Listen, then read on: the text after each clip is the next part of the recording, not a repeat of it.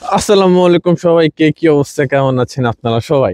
And আজকে হচ্ছে আবার উইকেন্ড চলে আসছে এন্ড ভিডিও বানানোর জন্য সেম জায়গায় আসছি। বাট ঠান্ডাটা যে পরিমাণ ঠান্ডা পড়তেছে, এন্ড ঠান্ডাটা মানে কি বলবো। আলহামদুলিল্লাহ আমার ফিনল্যান্ডে অলরেডি আমি সেপ্টেম্বর আসছি, আর এখন হচ্ছে জানুয়ারি মাস চলতেছে।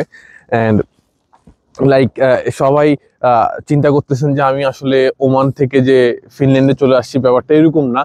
আমি বাংলাদেশ থেকে যেভাবে স্টুডেন্টরা হচ্ছে প্রসেসিং করে, সেম প্রসেসিং এ হচ্ছে আমি ওমান থেকে ফিনল্যান্ডে আসছি।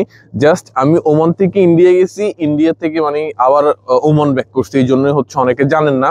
তো আমি আপনাদেরকে ফুল প্রসেসটা বলি যে আসলে আমি কিভাবে ফুল প্রসেসটা করছি, আমার কবে থেকে শুরু হয়েছে। তো প্রথমত হচ্ছে আমি আমার নভেম্বরে হচ্ছে আইএলটিএস এর প্রিপারেশন শুরু করি। আফটার 5 মান্থস হচ্ছে আমি আইএলটিএস এর, আফটার 5 ইয়ার্স আমি হচ্ছে অ্যাগেইন পড়াশোনা শুরু করি। অ্যান্ড 1 মাসের মধ্যে হচ্ছে আমি আমার মানে টার্গেটেড যে আইএলটিএস স্কোরটা সেটা অ্যাকসেপ্ট করি। দেন হচ্ছে আমি জাস্ট অনলি মেকানিক্যাল সাবজেক্ট নিয়ে পড়াশোনার একটা আগ্রহের কারণে আমি শুধু মেকানিক্যাল সাবজেক্টে হচ্ছে অ্যাপ্লাই করি ইন দ্য ফিনল্যান্ড। অ্যান্ড জানুয়ারিতে অ্যাপ্লাই করি, অ্যান্ড বাট সবগুলো থেকে হচ্ছে রিজেকশন আসতেছিল, তো আমি হচ্ছে হোপলেস হয়ে গেছিলাম। অ্যান্ড দেন হচ্ছে হঠাৎ করেই lab university of applied science থেকে হচ্ছে আমি ইন্ডাস্ট্রিয়াল মেকানিক্যালে অফার লেটারটা পাই এবং আমি অ্যাকসেপ্ট করি, যেখানে হচ্ছে এবং আমি আর্লি বার্ড ডিসকাউন্টটাও পাই। সো আমার ফুল ফার্স্ট প্রসেস ছিল হচ্ছে এটা অ্যাকসেপ্ট করছি। দেন হচ্ছে আমি টিউশন ফিসটা অনলাইনেই পাঠাই দিছি। সো আমি যেহেতু ওমানে ছিলাম, সো ওখানে হচ্ছে অনলাইন ট্রানজেকশনটা ইজি ছিল। তো যেমন বাংলাদেশে স্টুডেন্ট ফাইল খুলতে হয়, ওরকম আমার খুলতে হয় নাই। তো আমি ওখান থেকে ডিরেক্টলি হচ্ছে ফিনল্যান্ডে টাকা পাঠাই দিছি, এবং উইদিন 3-4 ওয়ার্কিং ডেজ এর মধ্যে আমার টাকাগুলো এখানে চলে আসছে এবং আমি রিসিপ্ট পেয়ে গেছি।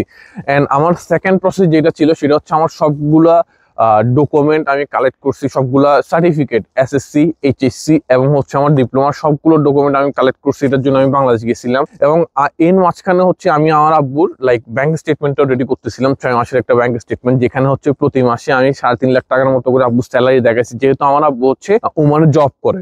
তো বাংলাদেশে গেলাম, যাওয়ার পরে হচ্ছে আমি আমার সব ডকুমেন্ট গুলা এডুকেশন বোর্ড এবং হচ্ছে কারিগরি বোর্ড এবং এডুকেশন মিনিস্ট্রি দুইটা থেকে হচ্ছে আমি অ্যাটাস্টেশন করাই। এবং ওকে, সো আমার হচ্ছে ঢাকা কারিগরি বোর্ড থেকে হচ্ছে আমার সার্টিফিকেট গুলো অ্যাটাস্টেশন করতে 1 দিন লাগছে, এবং এর পরের দিন হচ্ছে এডুকেশন মিনিস্ট্রি গেছি, সেখানে হচ্ছে আমার 1 দিন লাগছে। 2 দিনে আমার কাজ শেষ। এর মাঝখানে হচ্ছে আমার সার্টিফিকেটের কোনো জায়গায় মানে আমার সার্টিফিকেট এবং আমার পাসপোর্টের নাম ঠিক ছিল না। তো আমি কি করছি, আমার পাসপোর্টের সংশোধন করার জন্য দিচ্ছি, ওখানে 6 থেকে 7 ডেজ আমার সংশোধনই চলে আসছে। এবং যখন হচ্ছে আমার পাসপোর্ট এবং সার্টিফিকেট সবগুলোতে নাম সেম ছিল, বাট আমার আব্বুর নামের সাথে আমার নাম কোনো জায়গায় মিলছিল না। এর জন্য হচ্ছে আমি একটা এফিডেভিট করাইছি, যেটা শুধু উকিল দিয়ে আমি এফিডেভিটটা করাইছিলাম। এবং এই জিনিসগুলো শেষ করার পর সবকিছু যখন রেডি, আমার ইন্ডিয়ান ভিসাও রেডি। অ্যান্ড দেন হচ্ছে আমি অক্টোবরের 22 তারিখ হচ্ছে আমি অ্যাপয়েন্টমেন্টটা পাই। তো এর মাঝখানে এর আগে করে হচ্ছে আমি আব্বুর অ্যাকাউন্ট থেকে টাকাটা হচ্ছে চেকের মাধ্যমে আমার অ্যাকাউন্টে ট্রান্সফার করে দিই, যেহেতু আব্বু ওমানে ছিল। তো ট্রান্সফার করে দেওয়ার পর আমি হচ্ছে দুইটা অ্যাকাউন্টেরই ব্যাংক সলভেন্সি এবং সার্টিফিকেট এবং ব্যাংক স্টেটমেন্ট, 3টা জিনিস হচ্ছে আমি নিয়েছি। নেওয়ার পরে এবং ওই দিনে হচ্ছে আমি একটা পেপার বানাইছি, যেটা হচ্ছে একটা সাদা কাগজের পেপারসটা বানাইলে হয়, যেহেতু আব্বু দেশের বাইরে থাকে, এবং ওখানে লেখা আছে যে বাবা মানে আব্বুর নাম দিয়ে লেখা আছে যে আমি আমার ছেলেকে এত টাকা দিচ্ছি তার লিভিং কস্টের জন্য, এবং ওটা আমরা ইউরোতে কনভার্ট করে দেন এই পেপারটা হচ্ছে আব্বুর কাছে নিয়ে গিয়ে জাস্ট আব্বু একটা সিগনেচার করে দিয়েছে, বা শেষ। এরপরে হচ্ছে ইন্ডিয়াতে গেলাম। ইন্ডিয়াতে গিয়ে হচ্ছে আমার 2 মিনিটের একটা অ্যাপয়েন্টমেন্ট ছিল, ওই অ্যাপয়েন্টমেন্টটা শেষ করে আফটার 5 ডেজ হচ্ছে আমি আমার ভিসা পাই গেছি। সো এরপর 15 দিন পরে হচ্ছে আমি আমার আরপি কার্ডটা কালেক্ট করার জন্য ঢাকাতে গেলাম, এবং 22 তারিখ হচ্ছে ফিনল্যান্ড চলে আসছি। সো এটুকুই হচ্ছে ছোটখাটো প্রসেস। আমি এটা নিয়ে হচ্ছে বিস্তারিত আরো সামনে বলবো। অ্যান্ড আজকের জন্য এতটুকুই। Thank you for watching this video.